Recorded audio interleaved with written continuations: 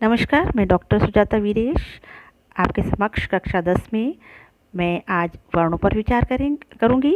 तो देखिए, वर्ण क्या है।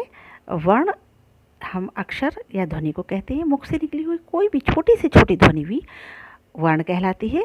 जैसे कि अ है, इ है, उ है, क है, च है, ट है, त है, ये सभी वर्ण कहलाते हैं। संस्कृत में स्वर और व्यंजन ये दो प्रकार के वर्ण होते हैं। तो सबसे पहले हम स्वर पर विचार करेंगे। स्वर में देखिए, जो मैंने आपको चित्र भेजा है उसमें ब्रैकेट में अच लिखा है। इस अच का क्या मतलब है, हम आइए 14 माहेश्वर सूत्रों पर नज़र डालते हैं। तो उसमें हम पहले से लेकर के देखिए चौथे माहेश्वर सूत्र तक जाएंगे।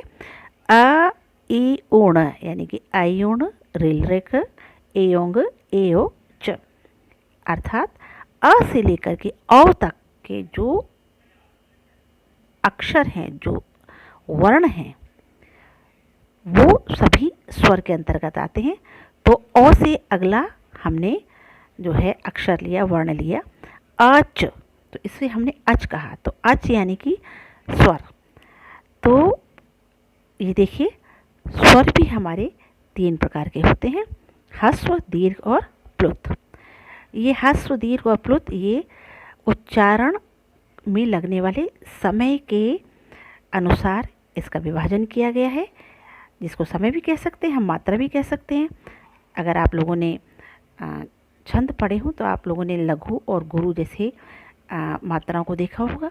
उसी तरीके से मान लीजिए एक तरीके की ये मात्रा है या समय लगने वाला समय है।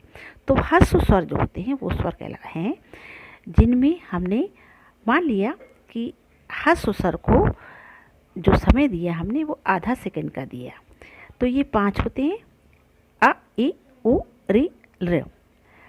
ये जो हैं इसको, ये 5 प्रकार के होते हैं। इसे हम बच्चे जो हैं इसको छोटा आ, बड़ा आ, छोटी ई, बड़ी ई, इस तरीके के शब्दों का प्रयोग करते हुए भी पढ़ते हैं, तो जिसको हम हिंदी में ह्रस्व कहते हैं। तो अगला देखिए, यदि हमने ह्रस्व स्वर को आधा सेकंड दिया तो अगला स्वर आता है हमारा दीर्घ स्वर। इसे हमने 1 सेकंड दे दिया। ये 8 होते हैं, जिसको हम बड़ा आ कहते हैं। बड़ा आ, बड़ी ई, बड़ा ओ, बड़ी री, ए ओ ओ। प्रायः बच्चे मैंने देखा छोटी ए और छोटे ओ को ह्रस्व स्वर में गिनते हैं, किंतु ऐसा नहीं है। ए और ओ ये भी दीर्घ स्वर में ही गिने जाते हैं। तो इसका उच्चारण स्थान का लगने वाला समय हमने 1 सेकंड मान लिया।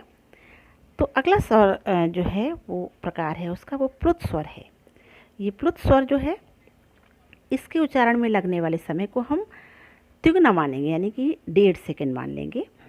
तो हिंदी में इस प्लुत स्वर का महत्व नहीं है, नहीं माना जाता है उसको, लेकिन संस्कृत में प्लुत स्वर का महत्व है। और आपने देखा होगा एक बहुत बड़ा उदाहरण है, एक स्पष्ट एग्जाम्पल ओम का है। आपने देखा होगा ओम में हम ओ के बाद 3 लिखा हुआ देखते हैं। ये कोई स्वर नहीं है, बल्कि ये 3 घटे यानी कि ह्रस्व से तिगुना लगने वाला समय है, इसलिए इसमें 3 का चिन्ह लगा होता है। तो आज हम लोगों ने वर्ण पर विचार किया, कल हम व्यंजन पर विचार करेंगे, आज स्वर पर विचार किया हमने।